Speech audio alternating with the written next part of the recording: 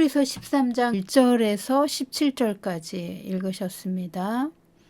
10절부터 보십니다. 우리에게 제단이 있는데 장막에서 섬기는 자들은 그 제단에서 먹을 권한이 없나니 이는 죄를 위한 짐승의 피는 대제사장이 가지고 성소에 들어가고 그 육체는 영문 밖에서 불사릅니다.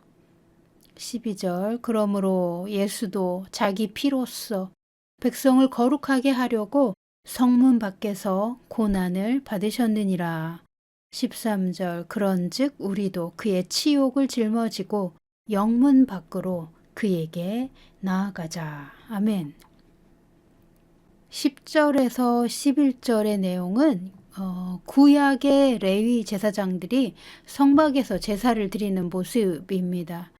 구약에서도 제물의 피는 지성소에 가지고 들어갔지만 제물의 육체는 진영 밖, 즉 성막 밖에서 번제로 태웠습니다. 히브리서 기자는 그러므로 12절 예수도 자기 피는 지성소에 가지고 들어갔고 그 몸은 영문 밖, 성문 밖에서 고난을 받으셨다고 말하고 있습니다. 예수 그리스도께서 자기 몸을 제물로 드린 장소는 갈보리 언덕, 골고다 언덕, 성문 밖에 있었습니다. 그런즉 우리도 그리스도의 치욕을 짊어지고 성문 밖에 계신 예수님에게로 가야 한다고 말하고 있습니다. 그러면 성문 밖이 의미하는 바가 무엇일까요? 성문은 성 안으로 들어가려면 반드시 통과해야 하는 큰 문으로서 그 도시로 들어가거나 나갈 때 반드시 입성 심사를 받아야 했습니다. 아무나 들어올 수 없었습니다. 성문 밖은 안전한 곳이 아닙니다. 성문 안은 시민권자들이 거주하는 곳이며 안전한 곳이지만 성문 밖은 시민권자가 사는 곳이 아닙니다. 성문 밖은 나그네와 가난하고 힘이 없는 이들이 머무는 곳으로서 안전하지 않은 장소일 뿐만 아니라 가난과 수치가 따라다니는 장소이며 중심에서 밀려난 사람들이 머무는 장소로 해석할 수도 있습니다. 성경에서 수차례 성문 밖이나 성 밖을 언급할 때는 버려진 자들, 처형당하는 장소 또는 불의하고 의롭지 못한 것들을 상징하고 있습니다. 예수 그리스도께서 자기 몸을 제물로 드린 십자가가 있었던 곳은 해골 골짜기로 알려진 범죄자들을 처형하는 장소였습니다.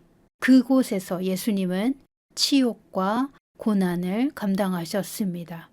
그러므로 예수님과 동행하는 삶에는 예수 그리스도의 고난에 동참하는 순간이 있음을 우리는 반드시 알아야 합니다. 믿음의 길을 가다가 고난과 치욕이 와도 견딜 수 있는 것은 우리 믿음의 주요, 믿음의 사령관이신 예수 그리스도께서 우리보다 앞서서 먼저 가신 길을 우리도 따라가는 것이기 때문입니다. 예수님이 가신 길을 따라갈 수 있는 사람은 소수이지만 이들은 이 세상의 삶이 전부가 아니라는 것과 이 세상에는 영원한 소망이 없다는 것과 이 세상이 영원하지 않음을 분명하게 알기 때문에 비록 세상에서 버려지고 짓밟혀도 위에서 부르신 더 높은 부르심을 향하여 믿음을 확고히 붙잡고 견디는 것입니다. 이 세상은 나의 집이 아니요. 이 세상은 나그네 길임을 아는 것이 천국의 소망을 붙잡은 성숙한 그리스도인의 세계관입니다. 이 세상이 영원하지 않으며 육체의 시간은 한계가 있지만 영의 세계는 영원하며 현재와 영원히 이어진 것을 알기 때문에 성문 밖으로 나갈 수 있는 것입니다. 주님과 하나가 된 영혼만이 주님의 고난에 동참할 수 있습니다. 예수님을 온전히 따르는 이들의 삶을 하나님은 진정한 경배로 받으십니다. 예수님을 대적하고 죽이고자 했던 바리새인들과 유대인의 지도자들의 마음은 하나님의 마음에서 멀었고 입술로만 하나님을 높이는 헛된 경배를 드리는 자들이라고 예수님은 지적하셨습니다. 그들이 하나님의 말씀을 가르치는 영적 지도자였음에도 하나님의 아들 그리스도 예수님이 그들에게 오셨을 때 자기 앞에 서신 이가 누구이신지 몰랐고 심지어 예수 그리스도를 미워하고 죽이고자 하였습니다. 그러나 예수님을 사랑하는 이들은 예수님이 가신 길을 기꺼이 따라갑니다. 예수님의 말씀을 지켜 행하며 예수님과 함께하기 위해 성문 밖으로 나아가 성문 밖에서 치욕을 당하는 것도 감수합니다. 성문 밖은 사람들에게 잊혀지고 무시당하고 때로는 괴롭힘을 당하는 장소입니다. 이 세상에 살면서 사람에게 인정받지 못하는 장소입니다. 예수님은 고난을 당하시고 치욕을 담당하시며 골고다 언덕 위 십자가에서 자신의 몸을 제물로 하나님께 드리셨습니다. 만약 예수를 믿는 것이 이 세상에서 더 우월한 위치에 오르거나 더 많은 이익을 차지하기 위해서라면 그 믿음은 반드시 실족하게 되어 있습니다. 예수님을 믿다가 분명히 고난이 오면 크게 실망하고 이 세상과 다른 신을 찾아 떠나갈 것입니다. 예수님은 친히 자기 몸을 희생의 제물로 바치시고 고난과 치욕의 십자가에서 죽으셨으나 하나님의 능력에 의해 하나님의 손에 의해 부활하셨고 승천하셨으며 지금은 하나님 보좌 우편에 앉아 계십니다. 모든 믿는 자는 십자가의 고난을 통과하여 부활의 영광에 들어갑니다. 예수 그리스도의 십자가의 은혜는 무궁하며 제한이 없습니다. 그 무궁한 은혜를 받은 자는 예수님과 함께 자기 십자가를 지고 예수님을 따라가게 되어 있습니다. 우리가 영적으로 갓난아기 수준일 때는 십자가를 지게 하시지 않습니다. 육체의 갓난아기나 영적 갓난아기는 무조건 사랑을 받아야 하고 돌봄을 받아야 하는 상태이기 때문에 그렇습니다. 하나님의 풍성한 은혜를 받고 하나님의 집에서 보호받으며 안전하게 성장하다가 마침내 성숙한 수준의 자리로 가야 합니다. 성숙한 제자만이 자기 십자가를 지고 예수님을 따르도록 하십니다. 히브리서 10장 5절에서 7절입니다. 그러므로 주께서 세상에 임하실 때에 이르시되 하나님이 제사와 예물을 원하지 아니하시고 오직 나를 위하여 한 몸을 예비하셨도다. 번제와 속죄제는 기뻐하지 아니하시나니 이에 내가 말하기를 하나님이여 보시옵소서 두루마리 책에 나를 가리켜 기록된 것과 같이 하나님의 뜻을 행하러 왔나이다 하셨느니라. 아멘. 하나님의 집에는 모든 영혼을 위한 개인적인 책이 있습니다. 생명책에는 각 사람의 운명과 삶에 관한 하나님의 계획이 상세하게 기록되어 있고 각 사람의 부르심이 적혀 있습니다. 그래서 하나님의 집에 있는 각 사람을 위한 책을 주님의 책이라고도 부릅니다. 구약은 두루마리에 기록했기 때문에 그 책을 두루마리 책이라고 말하고 있는 것입니다. 하나님의 뜻을 행하기 위해, 즉 주의 책에 기록된 대로 행하기 위해 예수 그리스도께서 이 세상에 오셨음을 그리스도는 아셨고 하나님 아버지 앞에서 그 믿음을 고백하고 계셨습니다. 그리스도는 하나님의 뜻을 행하기 위해 고난과 치욕도 잠잠히 감당하셨습니다.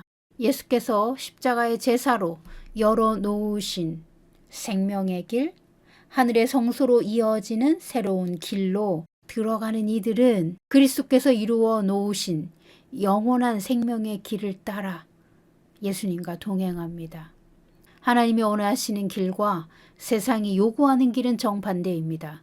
오직 성령의 인도하심을 따라 그리스도의 음성을 듣고 가는 길은 세상에 대하여 욕심에 대하여 모든 것을 십자가에 못 박고 오직 예수님이 앞서가신 길을 따라가는 것입니다. 십자가를 통과하여야만 부활의 영광이 있듯이 우리의 믿음의 성장도 매 단계마다 통과해야 할 십자가가 있습니다. 그것을 훈련의 관문이라고도 부를 수 있고 믿음의 삶에 따르는 고난이라고 불러도 됩니다. 이 세상 방식을 버리고 자아가 원하는 것을 내려놓고 하나님이 정하신 믿음의 삶을 사는 것 자체가 이 세상에서 고난과 연단의 삶이라고 할 수 있습니다. 예수를 믿는 것, 예수님의 말씀을 배우고 훈련하여 그 말씀에 순종하는 삶입니다. 갓난아기 신자가 어린이 수준의 신자로 성장하고 그 다음 더 성장하면 청년의 수준으로 성장합니다. 예수 그리스도의 말씀을 배우고 순종하는 수준이 각 사람의 믿음의 수준이며 영적 수준입니다. 예수님처럼 하나님이 위에서 부르신 부르심을 위하여 자기 십자가를 지고 예수님이 가신 길을 걷는 자는 예수 그리스도의 성숙한 제자이며 예수님과 동행하는 삶을 사는 것입니다. 거기에서 한 걸음 더 나아가 다른 일을 위하여 내가 대신 십자가를 칠 수 있는 믿음은 아비의 수준입니다. 바울이 말했듯이 오늘날도 선생은 많아도 아비는 극소수입니다. 우리 모두는 아비가 되기 이전에 청년의 믿음으로 성장하기까지, 즉 청년의 수준이 되었다는 것은 예수님의 명령을 따라 독립적인 자기 사명을 향해 출발할 수 있다는 것입니다. 청년의 믿음으로 성장하기 전까지는 어떤 사람도 그 누구도 지도자의 보호와 가르침 아래에서 겸손히 배우고 그 지도자의 믿음을 본받아야 합니다. 청년의 수준 또는 성숙한 제자의 믿음은 예수 그리스도의 제자로서 자기를 부인하고 자기의 십자가를 지고 예수님을 따르는 삶을 살 수 있는 믿음의 수준입니다.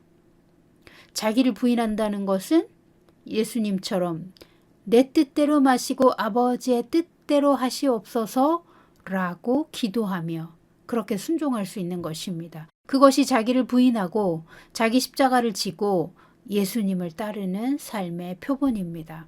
그러나 예수님을 따르는 삶은 결코 안일하고 쉽고 편안한 삶이 아닙니다.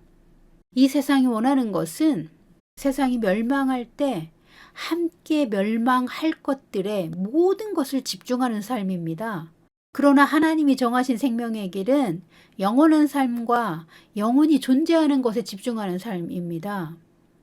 예수 그리스도께서 이 땅에 오셔서 모든 고난을 통과하시면서도 단 한 번도 불순종을 하거나 죄를 범하지 않으셨습니다. 예수님은 어떻게 그렇게 하실 수가 있었을까요?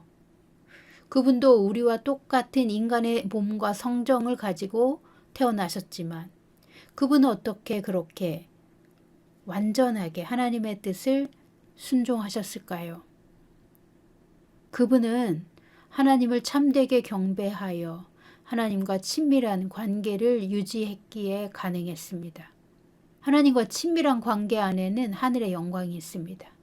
하늘의 영광은 우리의 영을 충만하게 하고 우리의 혼에서조차 부족함을 느끼지 못하는 영적인 상태로 변혁된 다른 차원의 삶이 됩니다. 하나님과 친밀한 관계를 경험하는 사람은 너무도 영광스럽고 아름다운 하나님과 그 세계에 매료되어 끊임없이 하늘의 것을 붙잡으려고 전진합니다. 하나님의 영광의 한 조각만 경험하여도 분리와 모순이 가득한 이 세상에 대해 어떤 미련도 남지 않습니다. 이 세상은 너무도 가치가 없는 것들을 가지고 경쟁하는 세계인데 그런 것에 전혀 마음이 끌리지 않습니다. 하늘의 영광을 아주 조금만이라도 맛본다면 이 세상이 주는 유혹에 끌려가지 않을 것입니다.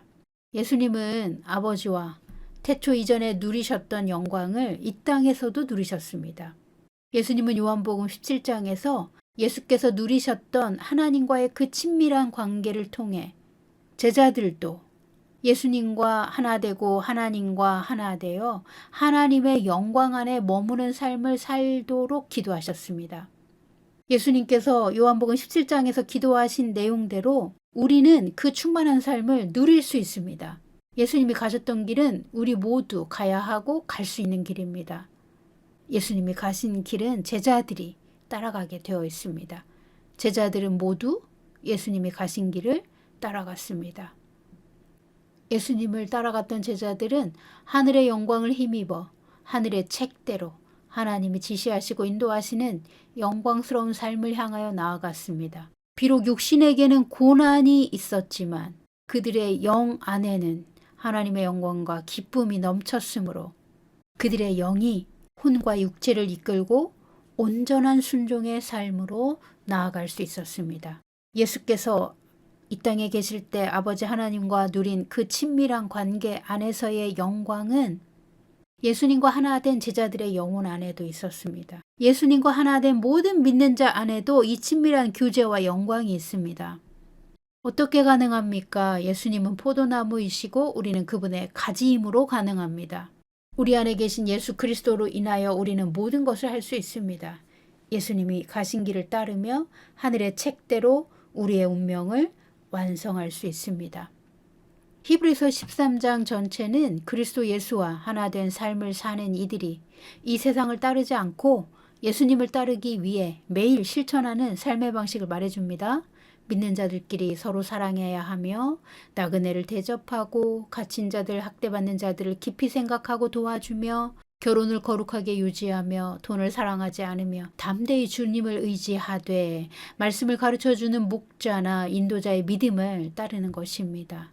마음은 오직 은혜로서 굳게 하고 다른 교훈에 흔들리지 말아야 합니다. 그리고 예수님이 가신 성문 밖의 삶을 감당하기까지 순종해야 합니다. 우리는 오직 우리 입술의 제사로 하나님께 참된 경배를 드릴 수 있습니다. 우리 입술의 제사는 예수님이 행하신 일과 예수님을 통해 얻은 우리의 구원과 자유와 천국의 유업에 대해 감사하며 하나님께 찬송을 드리는 것입니다. 이런 사람은 선을 행하고 믿음의 형제끼리 서로 나누며 지도자에게 순종하여 자기를 인도하는 자가 즐거움으로 그 사명을 감당하게 하는 이들입니다. 만약 인도자들이 근심하며 하나님 앞에서 중보 기도하게 하는 사람이 있다면 그것은 옳은 일이 아닙니다. 그런 성도 자신에게 아무런 유익이 없다고 히브리서 13장은 말합니다. 인도자에게 순종하는 양은 결국 모든 양의 큰 목자가 되신 예수님께 칭찬과 영광을 받게 될 것입니다. 우리의 순종은 먼저 그리스도께 해야 하고 또한 그리스도께서 우리의 삶에 엮어주신 믿음의 가족을 인도하는 리더에게도 해야 합니다. 하나님의 권위와 질서를 존중하는 믿음의 가족은 성령의 뜨거운 역사를 만납니다. 그리스도와 하나 된 교회 그리고 그 성도들은 자신들이 구하지 않은 것까지도 하나님께서 은혜로 풍성하게 더하여 주시는 삶을 살 수 있습니다. 히브리서 13장은 하나님이 받으시는 참된 제사가 무엇인가, 어떤 사람이 하나님을 참되게 경배하는 이들일까 자세히 알려줍니다. 무엇보다도 하나님을 참되게 경배하는 이들은 바리새인들과 같이 세상의 영광과 사람의 인기, 재물에 대한 탐욕을 가지지 않고 예수 그리스도의 발자취를 따라 성문 밖으로 나가서 고난도 감당하는 이들입니다. 성문 밖에서 고난 받는다는 말은 이 세상의 기준을 내려놓고 하나님이 주시는 거룩한 목적을 향해 기꺼이 예수님을 따르는 삶을 산다는 말입니다. 예수 믿는 것은 예수님을 사랑하여 포도나무이신 예수님께 꼭 붙어있는 가지로 사는 것입니다. 가지가 나무에 붙어있기만 하면 열매는 나무로부터 모든 것을 공급받아 나무의 생명력을 가지고 그 가지는 생명을 유지하며 열매를 맺습니다. 우리가 예수님과 친밀한 관계를 맺는다면 우리 삶과 부르심에 관한 모든 필요는 공급받습니다. 나무에 잘 붙어있는 가지는 예수님의 충만한 계시를 받음으로 천국을 향하여 한 걸음씩 확신을 가지고 걸어갈 수 있습니다. 사랑하는 성도 여러분, 우리가 예수 안에 있음을 믿으십시오. 또한 예수님의 말씀이 우리 안에 살아 역사하심도 믿으십시오. 그러면 열매를 보게 될 것입니다. 예수 그리스도와 친밀한 관계 안에 있는 사람은 성문 밖으로 나아가 그분의 고난에 동참할 양분이 충분히 있는 것입니다. 고난을 감당할 기름 부음은 이미 그분의 명령에 순종할 때 채워져 있기 때문입니다. 진정한 예배의 삶은 그리스도의 고난에 동참하는 성문 밖까지 나아가도록 이끌림을 받습니다. 그리고 주님이 주시는 부활의 영광 안으로 들어가도록 인도받습니다. 그러나 고난이 없는 영광은 없습니다. 주님이 주시지 않는 고난으로는 들어가지 마십시오. 그것은 불순종의 결과일 뿐입니다. 그러나 우리가 주님을 사랑하기 때문에 성문 밖으로 나아가 고난과 핍박과 수욕을 견딘다면 하나님은 우리의 믿음에 큰 상을 주실 것입니다.